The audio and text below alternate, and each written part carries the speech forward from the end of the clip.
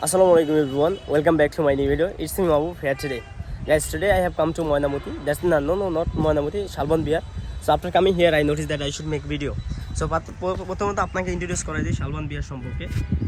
পূর্বে এই পুরতন্ত্রের পূর্বস্থানটি মানে পূর্বস্থানটি শালবন রাজার বাড়ি নামে পরিচিত ছিল, রাজার বাড়ি নামে। কিন্তু খননের পর 115টি বৃক্ষ কক্ষ বিশিষ্ট 550:550 পরিমাপের একটি বৌদ্ধ বিহার ভূমি নকশা অনুষ্ঠিত হয়েছে। তাই ইহার শালবন বিহার নামে অভিহিত করা হয়। বিহারটি মধ্যভাগে একটি মন্দির এবং উত্তর ভাগে মাঝামাঝি। আচ্ছা, যাই হোক, এই তো দেখতে পাচ্ছেন।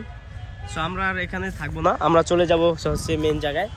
সো এটা হচ্ছে সতর্কবাণী দিয়ে দিছে যে আপনি সিসিটিভির নজরদারিতে আওতায় আছেন। সো এই হচ্ছে। সো এখন আমরা চলে যাব সেই শালবন বিহারে, যেখানে আমরা বইতে দেখছি। সো আমরা বইতে দেখার পরে এখন আমি চিন্তা করলাম যে আসলে বাস্তবিক লাইফে আসি আর জীবনে আসি।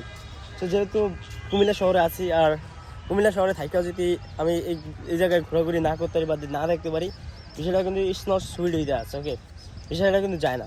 সো সেই চিন্তা ভাবনা থেকেই আসলাম। সো আসার পরে চিন্তা ভাবনা করলাম যে একটু ঘুরি।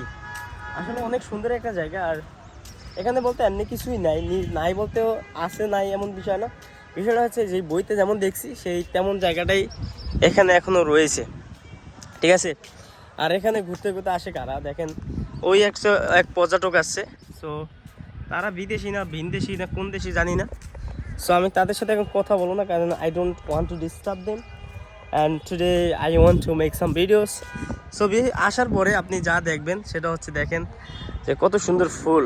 ওকে, সো আসলে it's really nice and attractive. After complete this visiting, then I will go to one place to another place, and if I go one place to another place, I hope that I will also enjoy these places. Okay, look, এই হচ্ছে সেই শালবন বিহার যেটা আপনারা বইতেই দেখছেন। এই student, এই বন্ধু, আমার ক্লাসমেট, দেখ তোরা। জনি হচ্ছে আমার একটা ক্লাসমেট, আমার ফ্রেন্ড। দেখেই সেই বা বইতে যা পড়ছিলাম এখন বাস্তব লাইফে দেখতেছি। সো আমি এখন যাব হচ্ছে ওই সাইডে যাব, এখন ঘুরতেছি। এই সাইডে কখনোই আসা হয়নি। আরেকবার আসছিলাম, তখন আমার চুল ছিল মনে করেন যে একদম ছোটো, আর কেন জানি আমি ফিল লাইক করিনি যে আমি একটা পিকচার তুলি বা ছবি তুলি। সো তারপরে চিন্তা করলাম যে যখন চুলটি বড় হবে বা কোনো টাইম পাবো, সো তখন ঘুরবো। এখানে আসতে হলে আপনাকে অবশ্যই if you are from foreigners, you need 400 টাকা for only enter this places. প্রবেশ করতে হলে আপনাকে লাগবে হচ্ছে 400 টাকা। আর স্টুডেন্ট হলে মনে করেন যে ইউনিভার্সিটি স্টুডেন্ট হলে ফ্রি, আর মাধ্যমিক হচ্ছে আমার 10 টাকা লাগছে, বাট 5 টাকা লাগতো।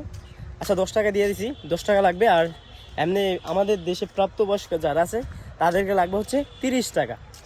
সো 30 টাকা দিয়ে আপনি এনজয় করবেন। এখানে আপনার সারাদিন যদি থাকতে মন চায়, শুয়ে থাকা যা মন চায় তাই করতে পারেন। এই হচ্ছে পোড়ামাটির ফটলোক। আর এখানে হচ্ছে ফুল গাছ, অনেক সুন্দর ফুল মানে অনেকে ছবি তুলে যা ইচ্ছা করে তাই করে। বাট আমার ইচ্ছা নেই যে একটা ওটা তোলার, কারণ আছে কিন্তু ইচ্ছা থাকলে পূরণ হবে না, কারণ আমার সাথে যেই কেউ নেই। তো যার কারণে আমি ফটো তুলতে পারবো না। যাই হোক, দেখেন আমি আজকে দেখাবো, আজকে অনেক করে ভিডিও করা নিয়েই আমার দেখি।